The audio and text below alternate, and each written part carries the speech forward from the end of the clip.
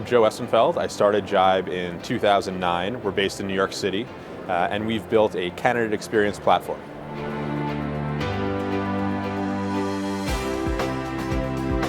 If you're a job seeker and you search for a job, apply for a job, express your interest at a company, we do that. We provide that platform and that experience for you, and we really take pride in our DNA being one that focuses on a great experience, making it easy, simple, and intuitive.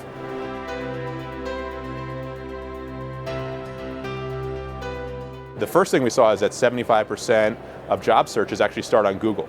So that was a really important realization to have companies understand that their first page of their career site is actually Google. It has nothing to do with what they host. So you have to make sure it's optimized, and it's not just about gaming the system or doing SEO to get more traffic.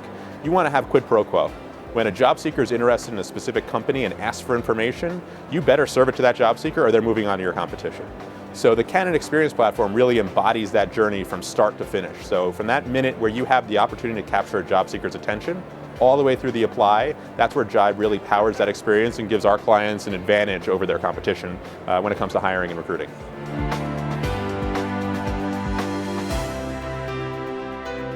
Candidate Experience goes way more than just the application process. There's a lot after that, but where Jibe has just become laser focused is at what we're referring to as the top of the funnel. So basically that initial interaction that a candidate has with your company all the way through apply, and then we have an analytics platform that we created that then tracks that all the way to hire.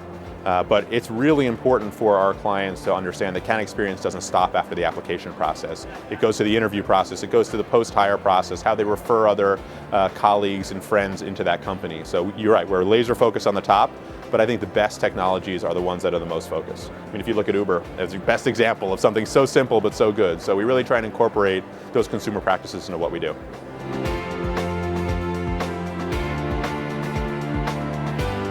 What we discovered with mobile is that it was a demand by the job seeker. When we saw how they were using these career sites and what they wanted to do to interact, search for jobs and apply for them, mobile really ended up being just the tip of the iceberg.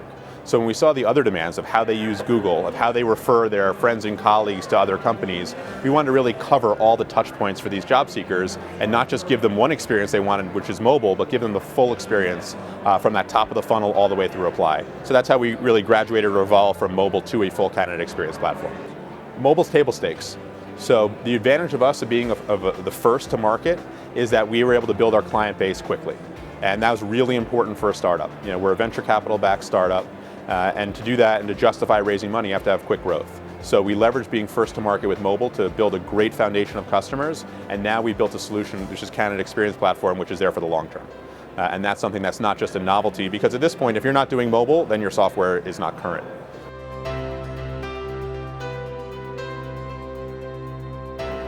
So I think that HR is one of those technologies that typically is a follower rather than a leader. And acknowledging that, I think some of the coolest technologies that we've seen out there is personalization.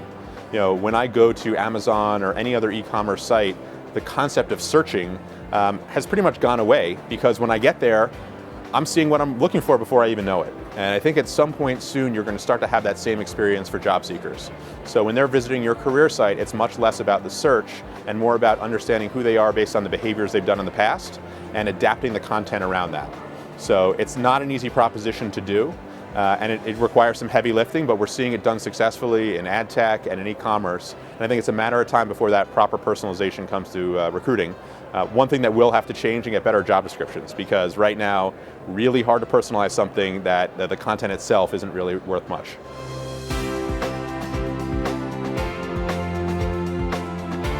Well, if we don't innovate, we're going to be left behind. So as we've grown over the past 6 years, we've really focused on scalability, on privacy, on security, and reliability, and we have to balance that with innovation.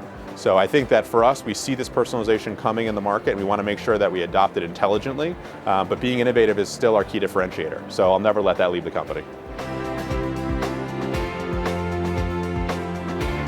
Well, I mentioned I think personalization is definitely something that we're going to see more and more of. I do think you're going to start to see the enterprise level, which is really where we focus on these global companies, be more selective with best in breed.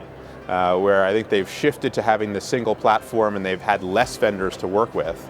But now the technology has become more reliable and more global, they're going to start to focus on really what those best solutions are and how they can gain an advantage over their competitors by using them and leveraging them. So I think that's just an evolutionary shift that we're going to see.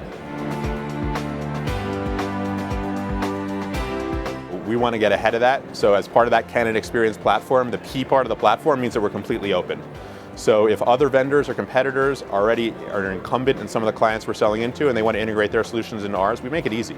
We don't want to get in their way.